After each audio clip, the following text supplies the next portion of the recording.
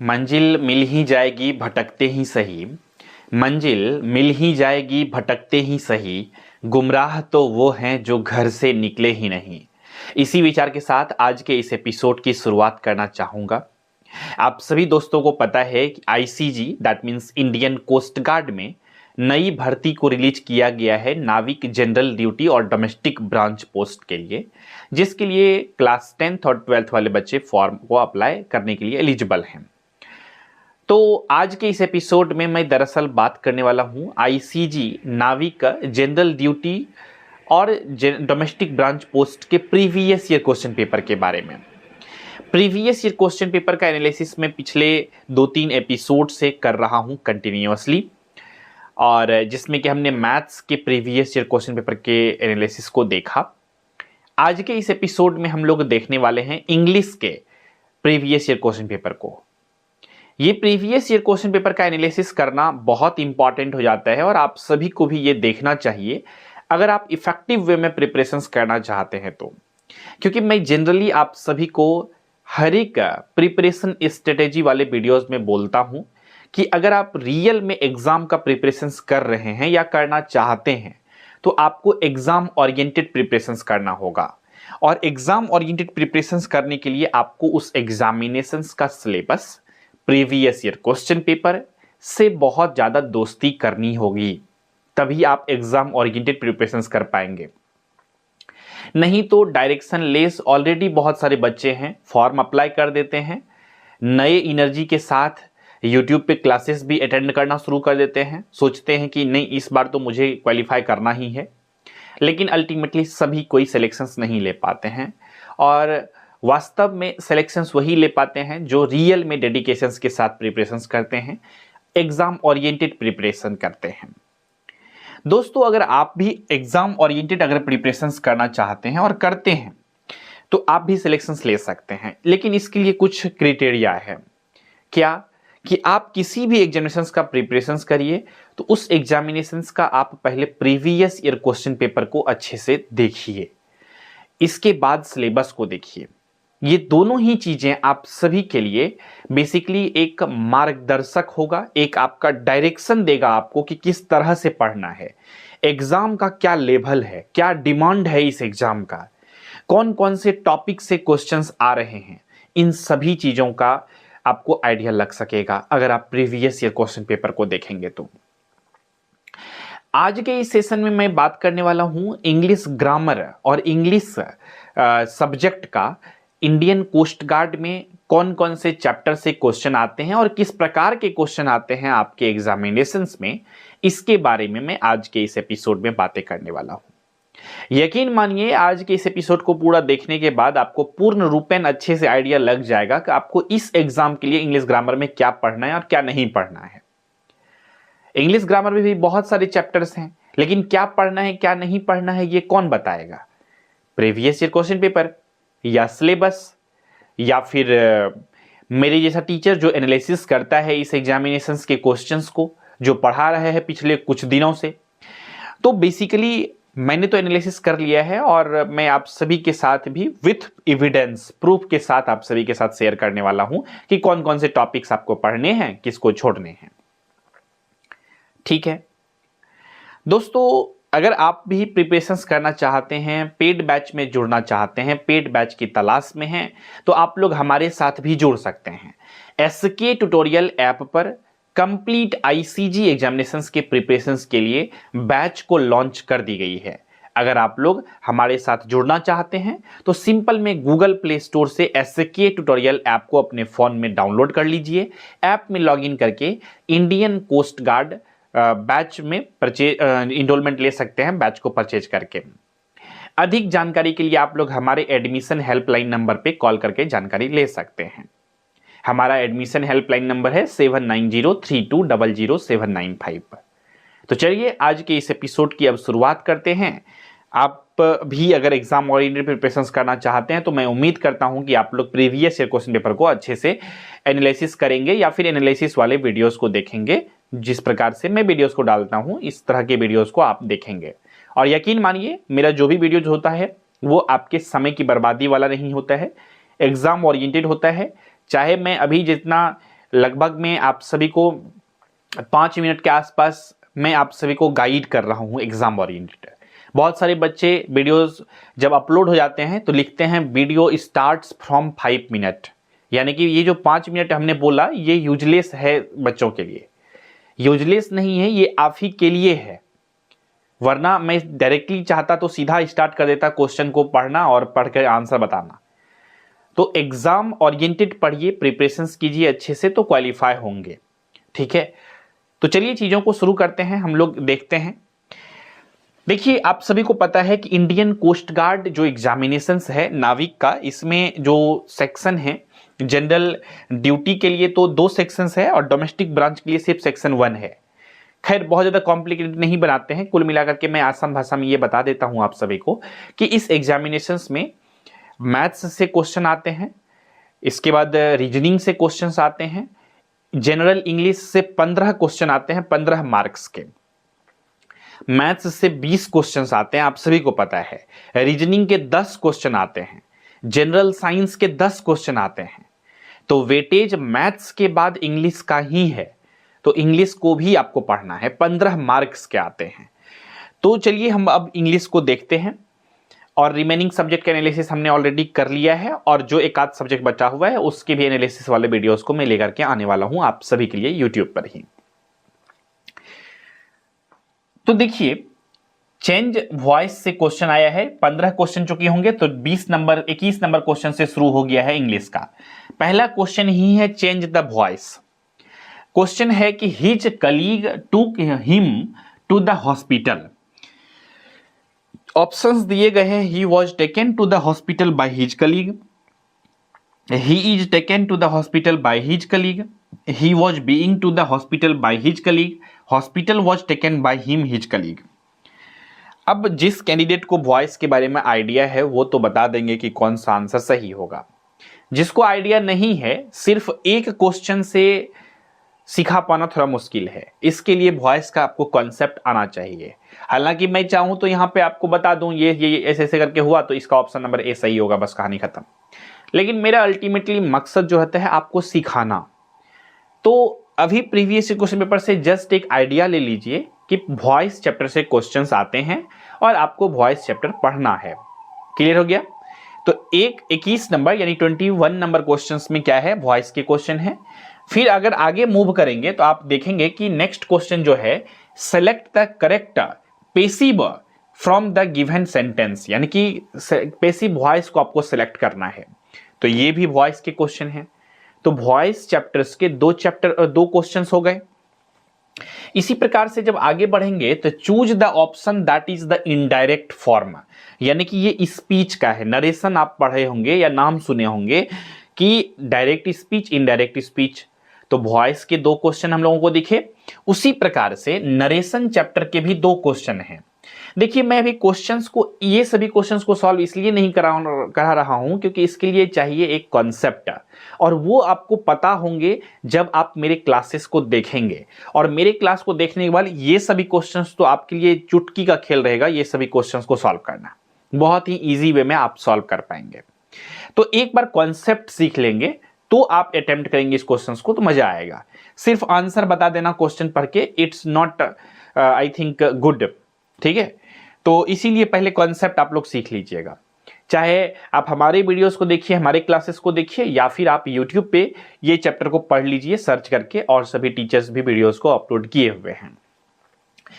तो ये हो गया आपका वॉइस का 2 क्वेश्चन, नरेशन का 2 क्वेश्चन, यानी कि ये दोनों चैप्टर आपको इंग्लिश ग्रामर में पढ़ना ही पढ़ना है। इसके बाद नेक्स्ट आता है the sentence is divided into 4 parts, find out which part has an error. मतलब कहता है कि ये सेंटेंस जो है वो 4 पार्ट में बटा हुआ है, उसमें से किस पार्ट में गलती है उसको ढूंढिए। कहता है कि if there is no error, और जो गलती होगा जिस पार्ट में वही होगा इस क्वेश्चन का आंसर। और अगर नहीं है गलती तो आप no error option number D को सेलेक्ट करेंगे। अब देखिए यहां पर ये सेंटेंसेस गिवन है जो कि अलग अलग पार्ट वाइज बटे हुए हैं। क्या है sentence? I think a animal is, part A हो गया। Part B in the garage and part B हो गया, part C they all gather to see that animal, ये पार्ट सी हो गया, और डी पार्ट है नो एरर। क्लियर है यहां तक अच्छे से? अब देखिए इस 4 पार्ट में क्या गलती लग रहा है आपको, मैं हट जाता हूं, थोड़ा सा पूरा सेंटेंस को देखिए और क्या गलती है इसके बारे में थोड़ा सा आप सोचिए। क्या आप सोच पा रहे हैं? देखिए हो सकता है आपने सोच लिया होगा और हो सकता है आपने नहीं भी सोचा होगा, क्योंकि YouTube है तो सभी तरह के बच्चे देखते हैं। कुछ हिंदी मीडियम वाले बच्चे होते हैं जिसका इंग्लिश बहुत वीक होता है, तो आपको घबराने की आवश्यकता नहीं है अगर आप नहीं सोच पाए हैं तो, क्योंकि ये जस्ट एक लैंग्वेज है। अगर मैं आपसे पूछूं कि राम खाती है, ये सेंटेंस में बताइए क्या गलती है, तो तुरंत आप बोलेंगे सर खाती है नहीं होगा। क्यों? क्योंकि आपको हिंदी लैंग्वेज की समझ है। उसी प्रकार से इंग्लिश में आप पूरा तरह से अच्छे तरह से मीनिंग जब समझेंगे तो आपको लगेगा कि हां यहां पर गलती है। जिस तरह से आप हिंदी में आइडेंटिफाई करेंगे उसी प्रकार से यहां पर भी। तो अभी आपके लिए हो सकता है, जो लोग नहीं सोच पाए हैं उसके लिए हो सकता है यहां पर थोड़ा बहुत दिक्कतें आएगी, सोच में समझ में आएगा कि आप सर सोच कैसे लेते हैं, ऐसे कैसे सोच सकते हैं। तो कॉन्सेप्चुअल क्लियरिटी, अगर आप बेसिक नॉलेज रखेंगे ग्रामर का तो आप बेसिकली सोच पाएंगे चीजों को, बेसिकली देखते ही समझ पाएंगे कि अच्छा ये गलतियां हैं। ठीक है, तो घबराने की आवश्यकता नहीं है। बेसिक आपको parts of speech, basic article वगैरह सबका नॉलेज होना चाहिए। तो ये करने के बाद आप पकड़ सकते हैं यहां पे इसमें गलती। अब मैं फिलहाल बता देता हूं कि इस सेंटेंस में किस पार्ट में गलती है। देखिए यहां पर है आई थिंक ए एनिमल। अब देखिए ए जो है यहां पर ए एनिमल जो होता है इसका प्रोनाउंसिएशन जो हो रहा है ये एक वॉवेल के रूप में हो रहा है, और वॉवेल के पहले ऑलवेज लगेगा एन। क्या लगेगा? एन। तो I think an animal is होना चाहिए यहां पर सही। ठीक है, तो यहां पर आई थिंक एन एनिमल होगा, इसीलिए पार्ट ए में गलती है। क्लियर है? अगर यहां गलती नहीं होता तो नेक्स्ट पार्ट में मुझे यहां पर भी कुछ गलती नजर आते, क्योंकि यहां पर फुल प्लूरल यूज किया गया है। ठीक है, जबकि एक ही एनिमल है वहां पर, यहां पर प्लूरल क्यों यूज किया गया है? सिंगुलर है तो सिंगुलर ही यूज होना चाहिए था, तो यहां पर सी होता, गैदर टू सी इट ऐसे करके लगता है यहां पे। खैर पार्ट ए में ही गलती है, बहुत ज्यादा कंफ्यूजन होने की आवश्यकता नहीं है, यहां पर ऐसा होना चाहिए, इसलिए ऑप्शन ए होगा करेक्ट आंसर। इसी प्रकार से आगे बढ़ते हैं। The scientific study of material, यहां पर कहता है कि select the correct one word to the given group of the words. अब आपको जैसे कि हिंदी में पढ़ते हैं ना, अनेक शब्दों के एक शब्द, ठीक है, जैसे 9 2 11 होना, भाग जाना, है ना, और बहुत सारी चीजें पढ़ते हैं हम लोग। उसी प्रकार से इंग्लिश में भी यहां पर क्या है? वन वर्ड सब्स्टिट्यूशन है कि the scientific study of the material remains of the past human life and activities. इसको क्या कहते हैं? जो साइंटिफिक स्टडी होता है मटेरियल का, remain of the past human life activities, उसको क्या पढ़ते हैं? तो इसका सही उत्तर होगा आर्कियोलॉजी। जो हम लोग साइंटिफिक स्टडी करते हैं बेसिकली मटेरियल्स का, ठीक है, चीजों के बारे में, पास्ट इतिहास में ह्यूमन लाइफ्स के बारे में, एक्टिविटीज के बारे में, उसको हम लोग क्या कहते हैं? आर्कियोलॉजीज कहते हैं। लेकिन यहां पर ही मैं ऑप्शंस के थ्रू ही आपको एक एडिशनल इंफॉर्मेशंस भी देना चाहूंगा। आप चाहें तो इसको नोट डाउन भी कर सकते हैं अपने कॉपी में, सिर्फ वीडियोस को देखें ही नहीं बल्कि कुछ कुछ चीजों को नोट डाउन भी करते चले, ताकि आपको लगे कि आप कुछ सीख करके गए हैं इस वीडियोस के माध्यम से। तो ऑरिंथोलॉजी का मतलब क्या होता है? लिख लीजिएगा, ये होता है पक्षी विज्ञान। क्या होता है? पक्षी विज्ञान होता है ऑरिंथोलॉजी का मतलब। इसमें हम लोग पक्षियों का अध्ययन करते हैं, बर्ड के बारे में स्टडी करते हैं, इसी को हम लोग ऑरिंथोलॉजी कहते हैं। क्लियर हो गया? जानकारी रहना चाहिए। इसी प्रकार से आता है स्पेलियोलॉजी। ठीक है, क्या आता है? स्पेलियोलॉजी आता है। ठीक है, इसको हम लोग कहते हैं गुफा विज्ञान। क्या कहते हैं? गुफा विज्ञान। केव जिसको कहते हैं, इसके बारे में अध्ययन करना, स्टडी करना, गुफा के बारे में, गुफा के स्ट्रक्चर के बारे में अध्ययन करना ही क्या कहलाता है? स्पेलियोलॉजी। क्लियर है यहां तक? आर्कियोलॉजी के बारे में हमने बता ही दिया है, साइंटिफिक स्टडी करना मटेरियल्स के बारे में, पास्ट ह्यूमन लाइफ एक्टिविटीज वगैरह सब के बारे में। और इपिग्राफी जो होता है, इपिग्राफी का क्या मतलब होता है आप लोग क्या बता सकते हैं? बढ़िया से देखिए और बताइए क्या होता है इपिग्राफी का मतलब। ठीक है, इपिग्राफी का मतलब बताएंगे आप सभी लोग। ठीक है, क्या होता है एपिग्राफी का मतलब? सिंपल में ये होता है शिलालेख या फिर अभिलेख, पत्थर पे मूर्ति पे कुछ लिखा हुआ जो लेख हुआ करता था, ठीक है, इतिहास के बारे में प्राचीन काल में, उसके बारे में अध्ययन करना, शिलालेख और अभिलेख के बारे में अध्ययन करना क्या कहलाता है? एपिग्राफी कहलाता है। क्लियर हो गया? तो इस तरह से अलग अलग हैं। तो यहां पर साइंटिफिक स्टडी जो मटेरियल्स के बारे में करते हैं, पास्ट ह्यूमन लाइफ्स के बारे में करते हैं, उसको आर्कियोलॉजी कहते हैं, इसलिए ऑप्शन नंबर 3 हो जाएगा। ये तो जनरल नॉलेज टाइप का इंग्लिश का क्वेश्चन आ गया, है कि नहीं? तो है वन वर्ड सब्स्टिट्यूशन ही, ठीक है, स्टडी से रिलेटेड आ गया, तो ये सभी जानकारी भी आपको रखना पड़ेगा।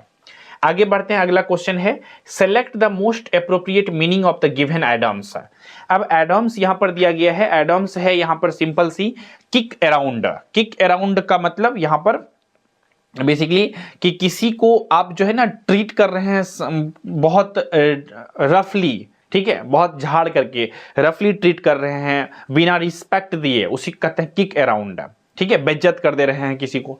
तो यहां पर उससे रिलेटेड कौन सा एप्रोप्रिएट इससे मीनिंग से रिलेटेड है?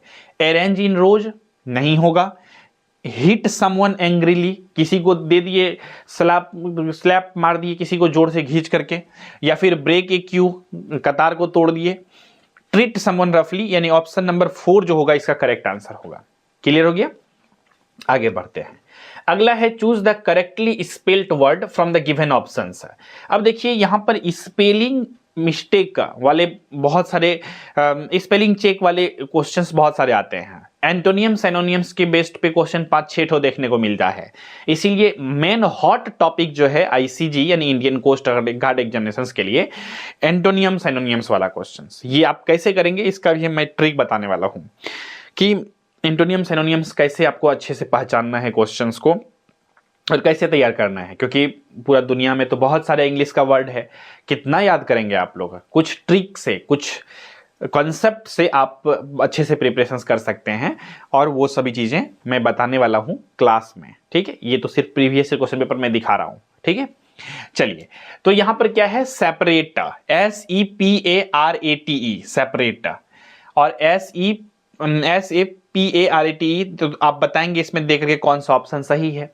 तो इसमें जो स्पेलिंग सही है option number A, SEPARATE, separate है, तो करेक्ट स्पेलिंग वाला आता है। इसी तरह से नेक्स्ट फिर एक ठो आ गया है यहां पर कि which one of the following alternatives has the correct spelling. तो सरप्राइज, सरप्राइज और सरप्राइज और सरप्राइज, तो कौन सा ऑप्शन सही है? तो इसका ऑप्शन नंबर 2 सही है, SURPRISE, ठीक है। चलिए अगला क्वेश्चन है select the synonyms of the word. Synonyms मतलब समझते हैं पर्यायवाची शब्द, मतलब उससे मिलता जुलता शब्द, ठीक है, उससे मिलता जुलता शब्द। क्लियर है? क्या है? फेनेटिक, फेनेटिक, ठीक है। फेनेटिक का मतलब क्या होता है? कट्टर, ठीक है, कट्टर मतलब बहुत तगड़ा वाला कह सकते हैं, उत्साह, या फिर कट्टर फैन, बहुत क्या कह सकते, उत्साह, ठीक है। तो इंथुसियास्ट से रिलेटेड होगा ये, इंथुसियास्ट मतलब होता है उत्साह, ठीक है। फैनेटिक, बहुत लोग क्या कर देंगे, फैनेटिक का फैंटास्टिक मार देंगे, गलती करके चले आएंगे, इसका उत्साह होगा। आगे बढ़ते हैं, अगला है in the following questions out of the following alternatives choose the best which express the meaning of the given word. अब यहां पर देखिए दोस्तों, प्रीजुडिस एक वर्ड है, क्या है? प्रीजुडिस, जिसका मतलब होता है पूर्वाग्रह। क्या होता है? पूर्वाग्रह। तो इससे मिलता जुलता वर्ड कौन सा है? पूर्वाग्रह मतलब होता है एक तरह से पक्षपात टाइप का, समझ सकते हैं, किसी के साइड लेना, ठीक है। तो एडवांटेज, फायदा, लाभ नहीं होगा। टॉलरेंस, छोड़ देना, नहीं। बायस, थोड़ा थोड़ा लग रहा है। जस्टिस, इंसाफ कर देना, ठीक है। तो इसमें बायस जो होगा वही होगा इसका सही, पूर्वाग्रह, बायस। ऑप्शन नंबर सी जो होगा करेक्ट आंसर होगा। ये सब करेक्ट तभी हो पाएगा जब आप वर्ड का मीनिंग समझ पाएंगे चीजों को, चाहे वो हिंदी में हो या इंग्लिश में, आप चीजों को समझेंगे तो इजी वे में कर पाएंगे। आगे बढ़ते हैं नेक्स्ट क्वेश्चन। नेक्स्ट क्वेश्चन है मोस्ट सिमिलर मीनिंग खोजना है वर्ड का, बैरन यानी कि सिनोनिम्स खोजना है। और बैरन जो वर्ड होता है इसका बेसिकली मतलब होता है क्या? बैरन, बैरन का मतलब होता है बेसिकली बंजर भूमि, बैरन मतलब होता है बंजर, जो कि वैसा जगह, वैसा जो मिट्टी जो अनुपजाऊ हो, ठीक है, फसल वहां पे नहीं उपजे, उसे कहते हैं बंजर। तो इसका होगा इनफर्टाइल। क्या होगा? इनफर्टाइल। ठीक है, मोस्ट सिमिलर खोजना है तो बंजर और इनफर्टाइल मतलब जो खेती के योग्य नहीं हो, बंजर भूमि हो। तो इनफर्टाइल ऑप्शन ए जो होगा इसका करेक्ट आंसर हो जाएगा। ठीक है, चलिए आगे अगला क्वेश्चन देखते हैं। लेविस, ठीक है, LAVISH। लेविस का मतलब होता है भव्य या फिर उदार। क्या होता है? भव्य या फिर उदार। तो इसका क्या होगा? बेसिकली आप देख लीजिए यहां पर, भव्य या फिर उदार, इसका एंटोनियम्स पूछ रहा है, मतलब इसका उल्टा। भव्य बहुत उदार, खुला दिल वाला आदमी, भव्य लेविस, लेकिन इसका होगा मैग्रे। इसका मतलब क्या होता है? मैग्रे मतलब होता है बेसिकली निकृष्ट, छोटा सोच वाला, ठीक है, नैरो माइंड थिंकिंग वाला, ठीक है, उदार दिल नहीं रखने वाला, यानी कि तुच्छ प्राणी कह सकते हैं। अगला है एल्योर। यहां पर भी इस वर्ड का भी आपको एंटोनियम्स पूछा है, तो एल्योर का मतलब आपको बताना है। एल्योर का मतलब क्या होता है? ठीक है, ठीक है, क्लियर है? इसका होता है रिपल्स। रिपल्स हो जाएगा। क्या हो जाएगा? रिपल्स। आगे बढ़ते हैं अगला क्वेश्चन में। सेवियर। सेवर, सेवर मतलब क्या होता है? सेवर मतलब होता है काट देना या दो टुकड़े कर देना। ठीक है, काट देना या दो टुकड़े कर देना। एप्रोप्रिएट साइनोनियम्स पूछ रहा है ना, तो सेवियर मतलब क्या होता है? काट करके दो टुकड़े कर देना, अलग कर देना, फाड़ करके या फिर तोड़ करके, है ना। तो डिटैच मतलब भी वही होता है, अलग कर देना। क्लीव मतलब भी क्या होता है? अलग कर देना। डिस्कनेक्ट मतलब भी होता है अलग कर देना।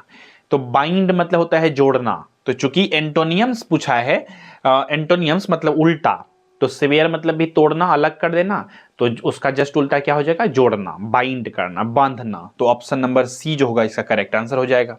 ठीक है, तो इस प्रकार से हम लोगों ने इंग्लिश के 35 क्वेश्चंस को देखा, 15 क्वेश्चंस को हम लोगों ने देखा।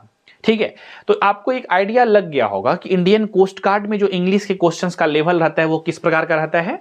बहुत ही बेसिक लेवल का रहता है। अगर आप basically antonym, synonyms, voice narration और बेसिक पार्ट्स ऑफ स्पीच और आर्टिकल को पढ़ लेते हैं तो 15 में 15 नंबर ला सकते हैं। नहीं 15 में 15 तो 13-14 नंबर तो ला ही सकते हैं। और अगर इतना नंबर आ जाता है तो इट्स ए गुड मार्क्स। ठीक है, और इसको लाने के लिए और भी मैं स्ट्रेटेजी वाले वीडियोस लाने वाला हूं आप सभी के लिए। तो इसीलिए हमारे इस चैनल पे पहली बार विजिट किया है ना, सब्सक्राइब कर लीजिएगा, आपको बहुत फायदा होने वाला है। क्योंकि मैं और भी आपके एग्जाम ओरिएंटेड चीजें लाने वाला हूं आने वाले दिनों में। और आप प्रिपरेशन करना चाहते हैं तो आप लोग हमारे बैच में अगर जुड़ेंगे तो वो तो फिर कंप्लीट पैकेज है ही, है ना। ये यूट्यूब पे तो एक झलक है सिर्फ। आप सभी के लिए प्रीवियस ईयर क्वेश्चन पेपर को मैं करवाता हूं या फिर कुछ बेसिक बातें यहां पर करता हूं। वहां पर तो मैं चीजें आपको सिस्टमेटिक वे में अच्छे से सभी चीजों को पढ़ा रहा हूं, बता रहा हूं कि ये पढ़ना है, ये छोड़ना है, ये करना है, सभी चीजों को। तो आपको चीजें सिस्टमेटिक वे में सभी कुछ मिल जाएंगे। तो इंग्लिश में 15 में 13 नंबर 14 नंबर लाया जा सकता है सही ढंग से प्रिपरेशन करके, सही रणनीति को प्रिपरेशन में अप्लाई करके। आई होप आप इन सभी चीजों को समझ गए होंगे, किसी भी प्रकार का डाउट, क्वेश्चंस, कंफ्यूजन्स नहीं रहे होंगे। अगर है तो आप लोग इस वीडियोस के कमेंट सेक्शन में लेकर के भेज सकते हैं। ठीक है, उम्मीद करता हूं मैं आप सभी लोग इन सभी चीजों को समझ गए होंगे, किसी भी प्रकार का डाउट, क्वेश्चन, कंफ्यूजन्स नहीं रहे होंगे। अगर हैं तो हमने बता ही दिया है क्या करना है आप सभी को। इस वीडियो के कमेंट सेक्शन में लेकर के पूछ सकते हैं या फिर बता सकते हैं। तो दोस्तों इसी विचार के साथ रखते हैं आज के इस एपिसोड में बस इतना ही। मिलेंगे बहुत जल्द ही अगले एपिसोड में, तब तक के नमस्कार, जय हिंद, वंदे मातरम।